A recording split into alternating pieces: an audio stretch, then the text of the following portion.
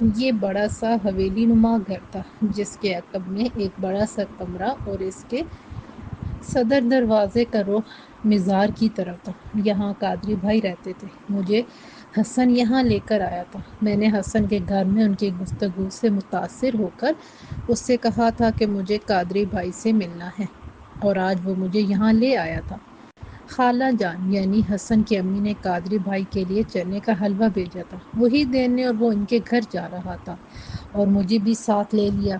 پتہ نہیں کیوں مجھے خالی ہاتھ جانا اچھا نہیں لگا۔ میں نے ایک معروف برانڈ کی خوشبو خرید لی، عطر سندل۔ اب ہم ان کے کمرے میں بیٹھے ان کا انتظار کر رہے تھے۔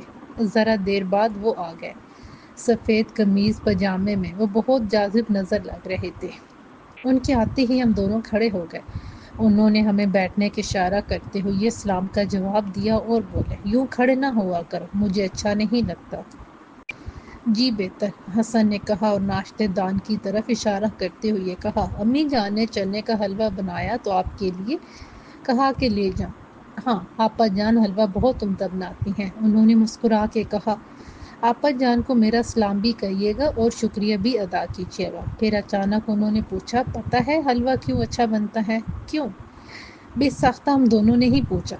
جل جل کے بنتا ہے اور رگڑ رگڑ کے رنگ بدلتا ہے، دھیمی دھیمی آنچ سہتا ہے، چینی کو اپنے اندر جذب کرتا ہے، سینکڑوں مرتبہ کفگیر اس کے جگر کو چیرتا پاڑتا ہے اور یہ آنچ پر اپنے ہر پہلو کو جلاتا ہے۔ جیسے جیسے بنتا جاتا ہے خوشبو دیتا جاتا ہے، اس کی سوندھی سوندھی خوشبو سے جی بھر جاتا ہے اور چوکھر سے ہی پتہ چل جاتا ہے کہ آج حلوہ بنا ہے۔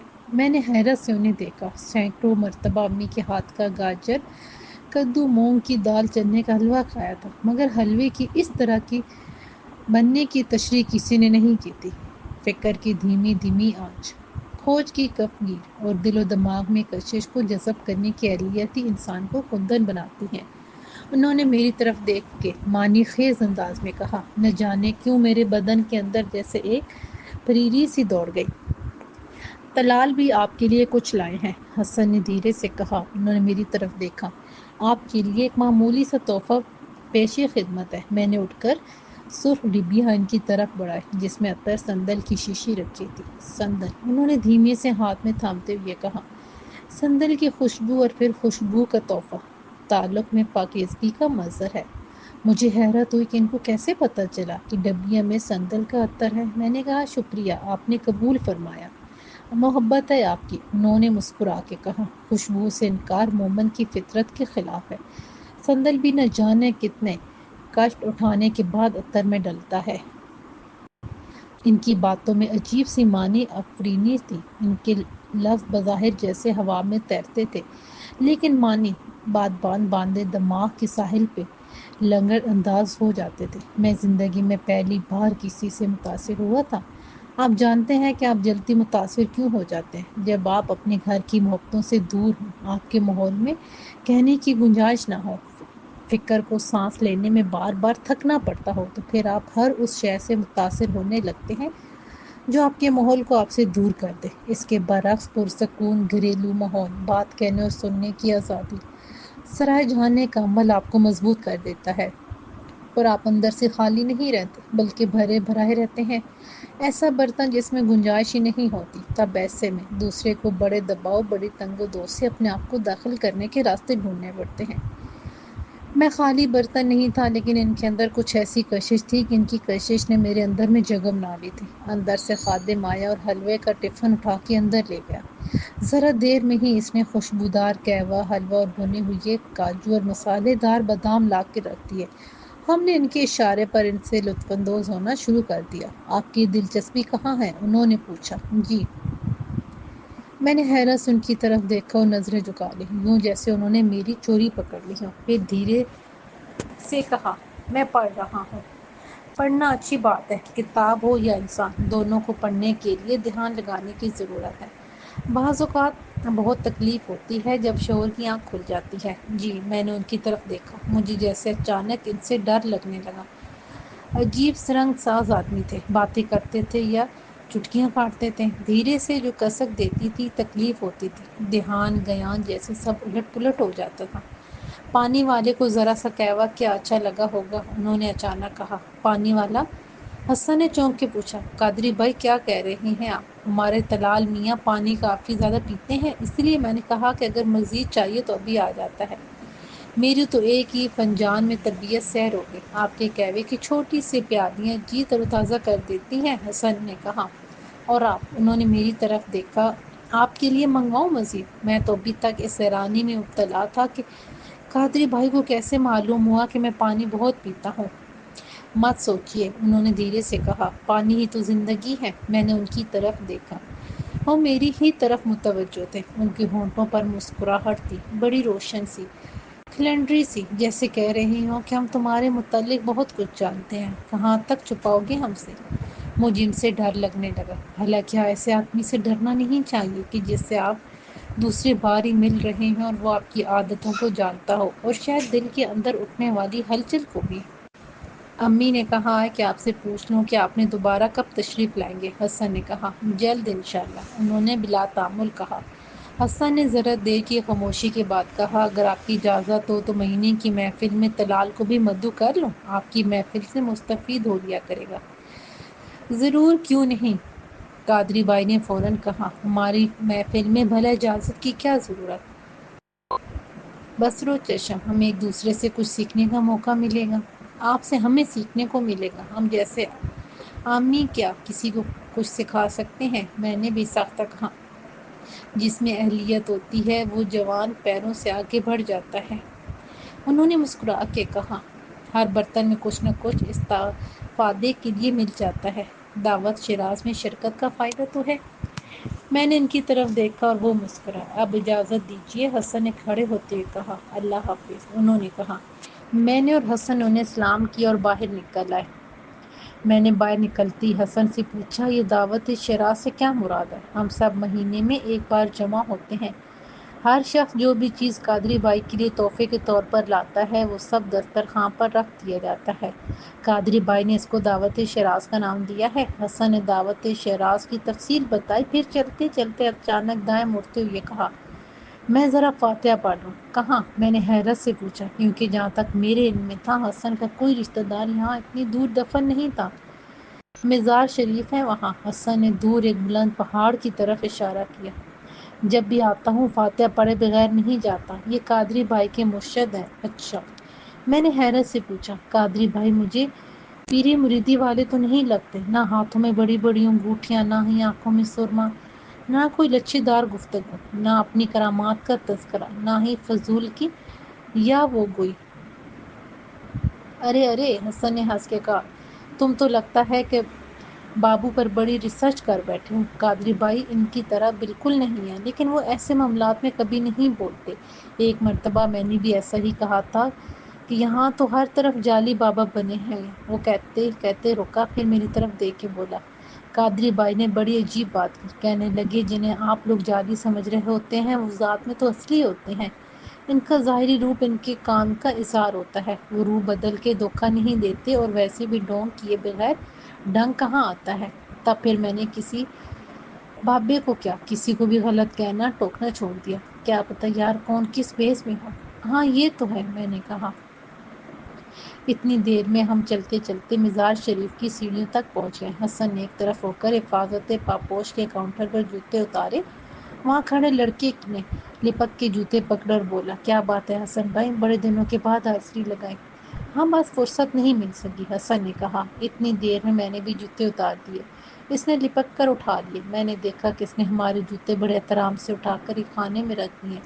مجھے کچھ عجیب سا محسوس ہوا۔ اس نے میری طرف غور سے دیکھا اور بولا، میاں صاحب یہاں آنے والے پتہ نہیں کون اور کتنے خاص ہوں، یہ آگے چل کر ان کا مقدر سنور جائے، ان کے لفظ تیر بن جائیں، تب ان کی پاپوش کی خاک سے ہماری قسمت بھی سنور جائے۔ یہاں قدم بھی مبارک لوگوں کے پڑتے ہیں، اللہ جانے کس کی نظر میں کیا مجھے پارس کر دے۔ وہ کہہ کے ہنسنے لگا۔ میں نے اس کو غور سے دیکھا، وہ نیلے رنگ کے ملگجی شلوار کرتے میں ملبوس تھا، خشخشی داڑھی، میانہ قد اور آنکھیں یوں جیسے چمکتے ہوئے بلور۔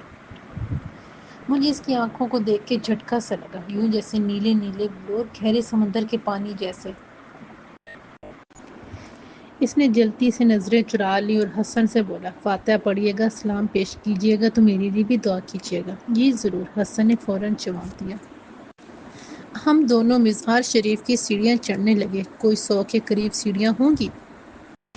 ہم جب اوپر پہنچے تو سندل کی میٹ نے ہمارا استقبال کیا۔ سیڑھیاں ختم ہونے کے بعد ایک سین تھا جس میں ایک جانب چند قبریں بنی ہوئی تھیں۔ اس کے بالمقابل ایک حجرہ تھا۔ اسی حجرے میں مزار شریف واقع تھا۔ حجرے کا دروازہ کھلا ہوا تھا اور مزار شریف پر پڑی ہوئی گہری سبز رنگ کی چادر دور سے نظر آ رہی تھی۔ چاروں طرف لکڑی کی قد آدم جالیاں بنی ہوئی تھیں۔ مجھے ایسا لگا کہ جیسے حجرے شریف کے دروازے کی اور سے کوئی جھانک رہا ہو، شاید کوئی اندر عقیدت مند فاتحہ پڑھنے آیا ہو۔ ہم ابھی سین میں کھڑی تھی کہ اچانک آواز آئی، کیا بات ہے حسن بھائی، بہت دنوں کے بعد ہے۔ میں نے مڑ کے دیکھا، ایک ادھیڑ عمر قدرے بھاری بھرکم شخص حسن سے مخاطب تھا۔ اس نے سفید رنگ کا شلوار قمیض پہن رکھا تھا۔ سفید داڑھی ہلکی بڑی ہوئی تھی، جیسے 10-15 دنوں سے شیو نہ کیا ہو۔ اس کے ہاتھوں میں ایک کڑا پڑا ہوا تھا اور ایک ہاتھ کی انگلی میں موٹا سا سرخ رنگ کا پتھر انگوٹھے میں جوڑا ہوا تھا۔ وہ جو دوران گفتگو بار بار گھماتا تھا۔ میں نے سوچا شاید انگوٹھی اس کی انگلی سے ڈھیلی ہے، بس ذرا امی کی طبیعت ٹھیک نہیں تھی، اس لیے حاضری میں تاخیر ہو گئی۔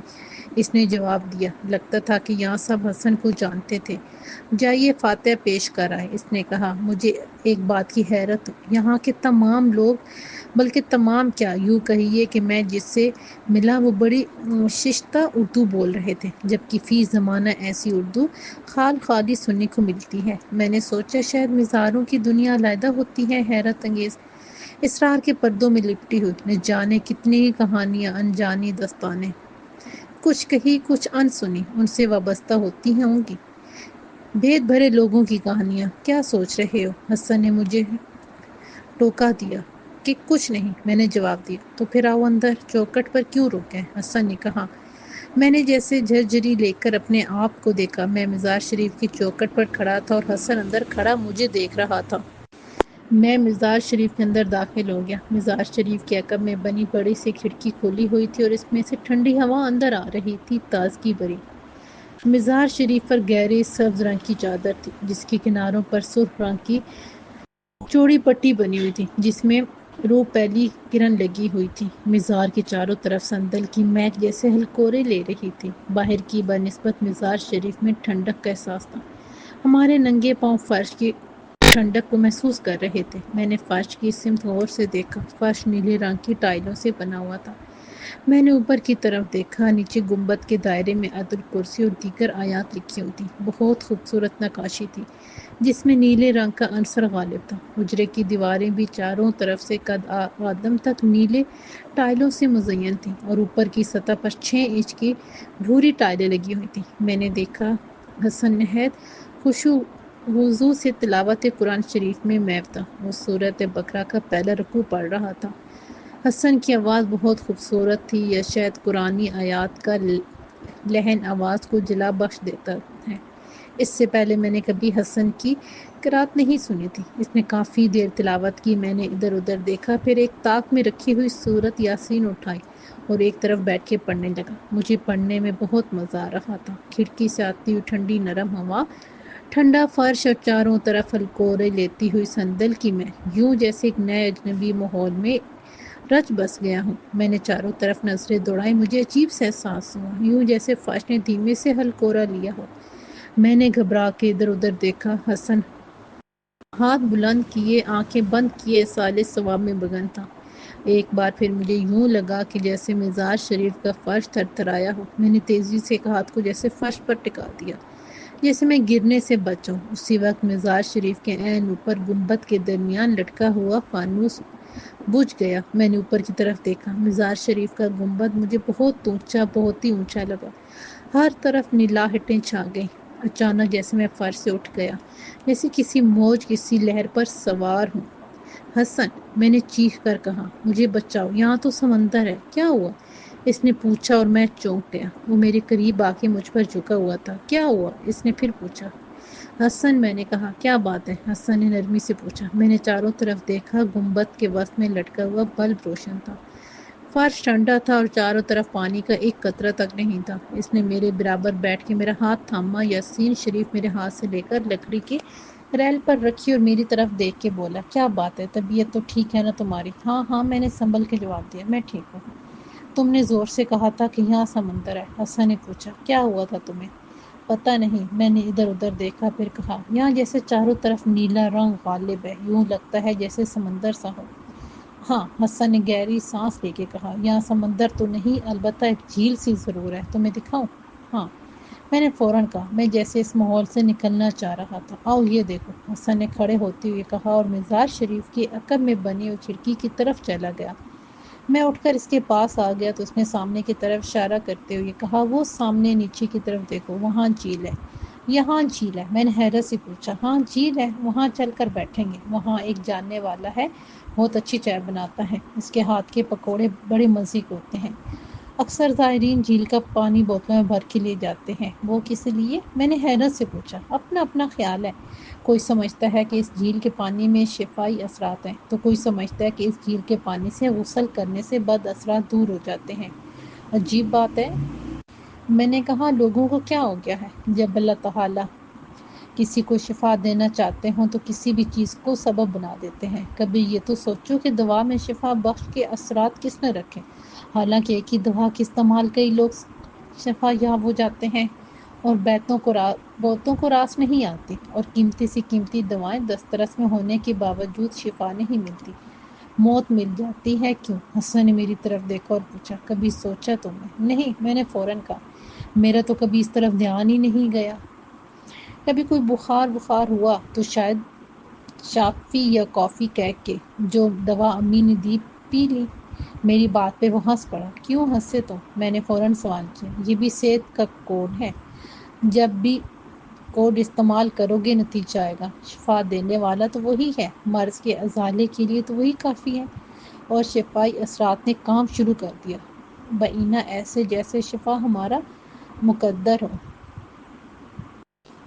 اور وہ جو یا شافی یا کافی کہنے کے باوجود مر جاتے ہیں، وہ ان پر کوڈ اثر نہیں کرتا۔ وہ کیا ہوتا ہے؟ میں نے ذرا کی وہ حسن نے سکون سے کہا، بعض کوڈز وقت کے تعین سے مشروط ہوتے ہیں، کوڈ لکھنے اور کوڈ لگانے کے اوقات بھی اللہ مسبب الاسباب کی طرف سے متعین ہوتے ہیں۔ تم نے سنا نہیں کیا کہتے ہیں ڈاکٹر؟ اچھا کیا مریض کو بروقت لے آئے، ورنہ دل کا دورہ انتہائی شدید تھا، اور کبھی کہتے ہیں کہ آپ نے دیر کر دی، جلدی لے آتے تو ان کی جان بچائی جا سکتی تھی۔ حالانکہ مسئلہ یہ نہیں تھا کہ جلد یا بدیر کون پہنچا، اصل مسئلہ یہ تھا کہ شافی نے شفا کے اثرات منجمد کر دیے تھے، اٹھا لیے تھے، اور بس۔ حسن چپ ہو گیا۔ مجھے اس وقت وہ بہت پر اسرار اور بعید بھرا لگا۔ یہ وہ حسن تو نہیں تھا کہ جس کو بچپن سے جانتا تھا، جو میرا بے تکلف دوست اور یار تھا، جو بڑا لاابالی، کھیلوں کا شوقین، باقاعدگی سے فلمیں دیکھنے والا، ہنسی مذاق ٹٹول کرنے والا۔ نہیں، یہ وہ حسن نہیں تھا، یہ کوئی اور تھا جو اس کے اندر چھپا ہوا تھا، باہر چھلکا تھا اور اندر نیا نکور حسن۔ اب مجھے کیوں گھور رہے ہیں؟ اس نے میرا کندھا ہلایا۔ اس کھڑکی پر ہی بت بنے کھڑے رہو گے یا نیچے بھی چلو گے؟ ہاں ہاں، میں نے جلدی سے کہا، چلو چلتے ہیں۔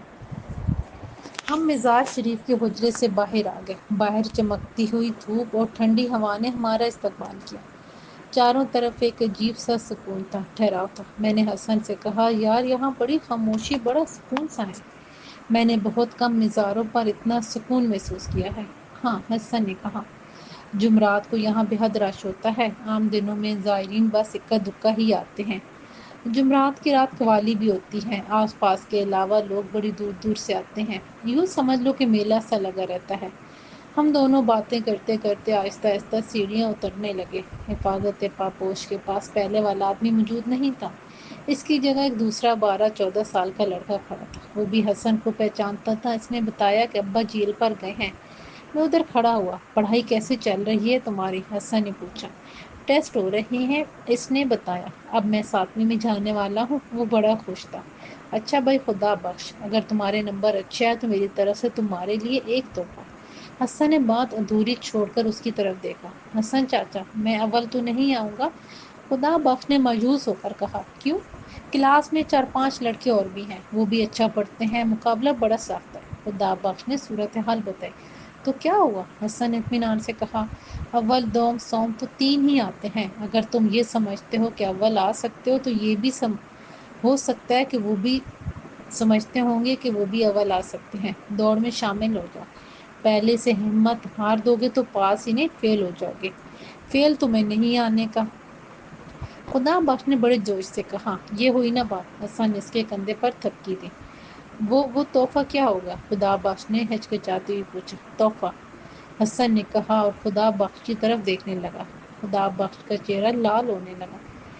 اسے سسپنس برداشت نہیں ہو رہا تھا، مگر وہ خاموشی سے اس کی طرف دیکھ رہا تھا۔ آخر چند ثانیے کے بعد حسن نے کہا، سائیکل۔ سائیکل؟ خدا بخش کے منہ سے جیسے چیخ نکلی۔ سچ مچ والی سائیکل؟ بڑی سائیکل چلانے والی؟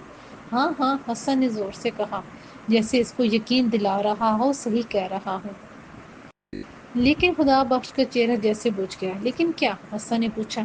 وہ ابا نہیں مانیں گے اتنا مہنگا تحفہ لینے کے لیے، خدا بخش نے کہا۔ اس کی آواز میں جیسے اچانک یاسیت در آئی۔ یہ میں جانوں اور تمہارے ابا، حسن نے کہا، اس سے پہلے تمہارے ابا نے کبھی میری کوئی بات ٹالی ہے کیا؟ ہاں یہ تو ہے، خدا بخش نے اپنا سر ہلایا۔ تو بس پھر تم تیاری کرو اچھے نمبروں کی، حسن نے کہا۔ باتوں کے دوران ہم جوتے پہن چکے تھے۔ حسن نے پیسے کاؤنٹر پر رکھے۔ خدا بخش نے منع کیا مگر اس نے پیسے نہیں اٹھائے۔ خدا بخش نے پوچھا، آپ لوگ جھیل کی طرف جا رہے ہیں؟ ہاں، حسن نے جواب دیا۔ ابا کو یہ دے دیجیے گا، وہ لے جانا بھول گئے۔ اس نے چینی کا ایک پیکٹ ہماری طرف بڑھایا۔ حسن نے پیکٹ پکڑ لیا اور ہم دونوں جھیل کی طرف روانہ ہو گئے۔ میں نے پوچھا، میں نے اس جھیل کا پہلے کبھی کوئی تذکرہ نہیں سنا۔ آج کل تو میڈیا والے ذرا سی چیز کے لیے دوڑ پڑتے ہیں، چاہے وہ گٹر کے ڈھکن کا ہی مسئلہ کیوں نہ ہو۔ حسن ہنسنے لگا، پھر ذرا ٹھہر کے بولا، بات تو تمہاری ٹھیک ہے لیکن معاملہ ذمہ داری کا ہے۔ اگر ہم سب اپنا کام ٹھیک وقت پر کر لیں تو بہت سے کام مسئلہ بننے سے پہلے ہی حل ہو جائیں۔ جہاں تک میڈیا کی بات ہے تو وہ اس جھیل تک کیوں نہیں پہنچا؟ یہ تو کوئی بہت بڑی جھیل نہیں ہے، ایک چشمہ ہے جو پھوٹ رہا ہے اور آہستہ آہستہ نشیب میں ہونے کی وجہ سے پانی بھرتا گیا اور اب بڑا سا تالاب بن گیا ہے۔ یہاں کے لوگ اسے جھیل کہتے ہیں، اور پھر ویسے بھی جھیل کے آس پاس کوئی ہٹ یا کمرے نہیں بنائے گئے ہیں، اس لیے یہاں کوئی دل پسوری کے لیے نہیں آتا، اس لیے اسکینڈل بھی نہیں بنتے۔ تم تو ذرا کی ذرا میں پوسٹ مارٹم کر کے رکھ دیتے ہو، میں نے ہنس کے کہا۔ اس چشمے کا سوتا پہاڑی کے نیچے ہے، حسن نے پیچھے کی طرف اشارہ کیا، پھر بولا، روایت ہے کہ چشمے کا سوتا مزار کے عین نیچے سے پھوٹتا ہے اور اندر اندر یہ پانی یہاں تک نکل آتا ہے۔ ہم دائرے نما راستے پر چلتے ہوئے جھیل پر پہنچ گئے۔ میں نے دیکھا جھیل کوئی 1500 گز کے رقبے پر پھیلی ہوئی تھی۔ ایک طرف سیڑھیاں بنی ہوئی تھیں جس کے ساتھ ایک حوض بنایا گیا تھا، اس میں جھیل کا پانی ایک پائپ کے ذریعے کھینچ کے بھرا جاتا تھا۔ کیونکہ یہ پانی پینے کے لیے استعمال ہوتا ہے، اسی لیے جھیل میں اترنا اور اس میں کچرا پھینکنا سختی سے منع ہے۔ لوگوں کو پینے یا نہانے کے لیے جب پانی کی ضرورت ہوتی ہے تو وہ حوض سے پانی لے جاتے ہیں، حسن نے بتایا۔ اچھا، میں نے کہا اور جھیل کی طرف دیکھنے لگا جس کا پانی ہوا سے ہلکورے لے رہا تھا اور سنہری دھوپ میں چمک رہا تھا، شفاف نیلا آسمان جیسے جھیل میں اترا ہوا تھا۔ ادھر آ جائیں، کسی نے آواز دی۔ آتا ہوں، گرم چائے اور پکوڑے تیار رکھیں، حسن نے بغیر مڑے کہا۔ کون ہے؟ میں نے پوچھا۔ تمہیں تو یہاں سب جانتے ہیں۔ ہاں، بچپن سے آ رہا ہوں نا، حسن نے بتایا۔ تم میرے بچپن کے دوست ہو لیکن کبھی بتایا نہیں تم نے، میں نے فوراً پوچھا۔ حسن نے سارے لایا۔ واقعی بات تو عجیب سی ہے، اتنے برسوں میں کبھی تم سے اس بات کا تذکرہ ہی نہیں کر سکا اور نہ ہی تمہیں اس جگہ لا سکا۔ وہ چند لمحے ٹھہرا، میری طرف دیکھا، پھر ہنسنے لگا۔ اب اس میں ہنسنے کی کیا بات ہے؟ میں نے پوچھا۔ وہی، حسن نے سر ہلایا۔ وہی کیا؟ میں نے پوچھا۔ وہی وقت معین والا کوڈ، ہر کام کا وقت معین ہوتا ہے، نیند کیوں رات بھر نہیں آتی؟ بھلا اس معاملے کا نیند سے کیا تعلق؟ میں نے پوچھا۔ تعلق تو ہر چیز کا ہر چیز سے ہے، حسن نے کہا، ضرورت محسوس کرنے کی ہے۔ کبھی کبھی بستر پر لیٹتے ہی نیند آ جاتی ہے اور کبھی کبھی شدید تھکاوٹ کے بعد بھی نیند آنے کا نام نہیں لیتی۔ کبھی راتوں کے جگراتے بھی نیند کو بلا نہیں پاتے اور کبھی رات بھر سونے کے بعد صبح ناشتے کے بعد لیٹتے ہی انٹا فیل ہو جاتے ہیں۔ تم ہر بات میں ایک نیا پہلو تراش لیتے ہو۔ میں نے حسن کی طرف توصیفی نگاہوں سے دیکھا۔ خیر اب ایسی بھی کوئی بات نہیں، حسن نے فوراً کہا، بات صرف یوں ہے کہ اس ماحول میں ہماری پہلی بار اس طرح کی باتیں ہو رہی ہیں۔ لیکن مجھے عجیب لگا۔ میں نے دل سے کہا، تمہاری باتوں میں نیا پن ہے قادری بھائی کی طرح۔ ہاں، یہ ان کی صحبت کا اثر ہے۔ تم بھی تو پہلی مرتبہ ان باتوں میں دلچسپی لے رہے ہو۔ حسن ہنسنے لگا۔ ہم دونوں جھیل کے کنارے ذرا اونچائی پر بنے لکڑی کے کیبن کے سامنے بینچ پر بیٹھ گئے، جس کے سامنے ایک میز رکھی ہوئی تھی۔ اچانک چھن چھن کی آواز آئی۔ میں نے پلٹ کر دیکھا، ایک آدمی بیسن کے پکوڑے تلنے کے لیے کڑاہی میں ڈال رہا تھا۔ ذرا ہی دیر میں پکوڑوں کی خوشبو پھیل گئی۔ حسن اٹھ گیا، ساتھ لایا ہوا چینی کا پیکٹ اسے پکڑایا اور پھر دوبارہ میرے پاس آ بیٹھا۔ تھوڑی ہی دیر میں پکوڑے والے نے گرما گرم پکوڑے اور چٹنی ہمارے سامنے رکھ دی، ساتھ میں پانی کی بوتل ہمارے پاس لا کے رکھ دی۔ ادھر بھی منرل واٹر؟ میں نے پوچھا۔ بھائی، یہ بہت سے لوگ جھیل کا پانی پینا پسند نہیں کرتے۔ ان کا خیال ہوتا ہے کہ شاید پانی میں جراثیم نہ ہو، اسی لیے یہ پانی نہیں پیتے۔ اچھا، میں نے سر ہلایا۔ پھر ایک بات اور ہے، اس نے کہا۔ وہ کیا؟ میں نے بے خیالی میں پوچھا۔ بند بوتل میں بغیر ہوا، بغیر دھوپ کے پانی خالص کیسے رہ سکتا ہے؟ اگر اس کو محفوظ رکھنے کے لیے کچھ ملایا ہے تو پھر پانی خالص نہ ہوا ہے نا جی؟ بات تو تمہاری معقول ہے، حسن نے سر ہلاتے ہوئے کہا۔ لیکن اب لوگوں کو کون سمجھائے؟ ہاں جی، پکوڑے والے نے کہا، پر زمین کے سینے سے نکلنے والا صاف شفاف پانی کی کیا بات ہے؟ زمین تو ہر شے جذب کر لیتی ہے جی۔ 6 فٹا بندہ بھی زمین کے سپرد کر دو، اسے بھی اپنا لیتی ہے۔ بندہ مٹی سے مٹی ہو جاتا ہے، جس کے ساتھ ملو اس کے رنگ میں رنگ جاؤ۔ میں نے حیرت سے پکوڑے والے کو دیکھا۔ معاف کیجیے گا، بس یہ میری لن ترانی ہے، اس سے آپ کا متفق ہونا ضروری نہیں۔ وہ ہنسنے لگا۔ میں نے حسن کی طرف دیکھا، وہ ہماری طرف توجہ دیے بغیر پکوڑے کھانے میں مصروف تھا۔ چل چل کے بھوک چمک گئی، اس نے کہا اور میری طرف دیکھ کے بولا، تم پکوڑے کیوں نہیں کھا رہے؟ ٹھنڈے ہو گئے تو مزہ نہ دیں گے۔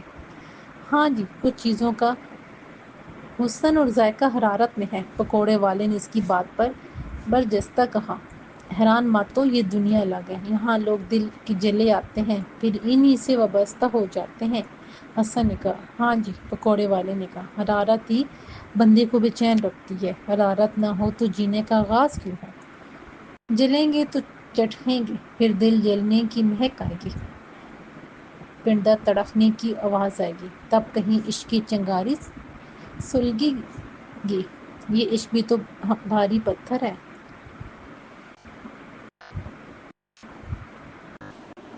بتھیرے لوگ چوم کے چھوڑ دیتے ہیں۔ وہ قول اپنے میر صاحب، پکوڑے والے نے یوں کہا جیسے میر صاحب اس کی لنگوٹیاں یار ہوں۔ کیا غضب کہہ گئے ہیں۔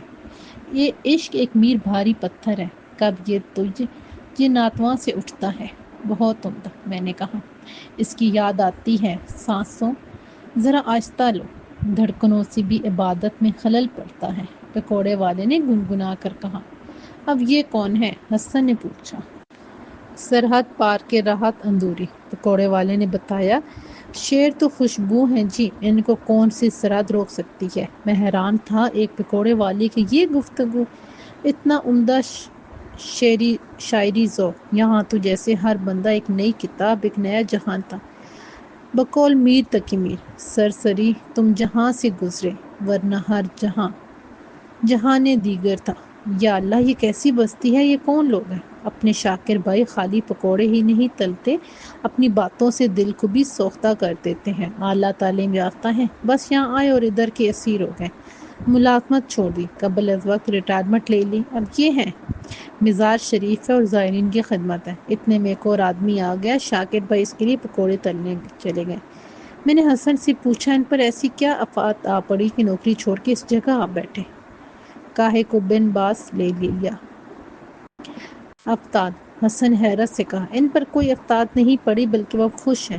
پہلے نوکری تھی، 45,000 تنخواہ تھی، مگر گھر میں چخ چخ رہتی تھی، ہر وقت بچوں میں جوتم پیزار۔ ایک دن قادری بھائی سے ملاقات ہو گئی، ان سے دکھڑا روئے، یہ قادری بھائی ان کو کہاں مل گئے؟ میں نے حسن کی بات کاٹی۔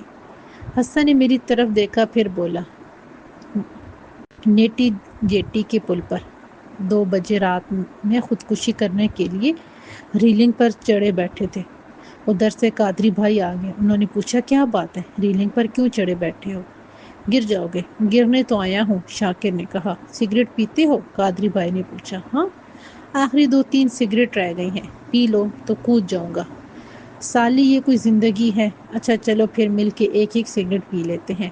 سگریٹ ہے تمہارے پاس؟ قادری بھائی نے پوچھا۔ ہاں ہے، شاکر نے کہا اور جیب سے سگریٹ نکال کر قادری بھائی کو پکڑائی۔ کچھ پیسے ہیں تمہارے پاس؟ قادری بھائی نے پوچھا۔ کیوں؟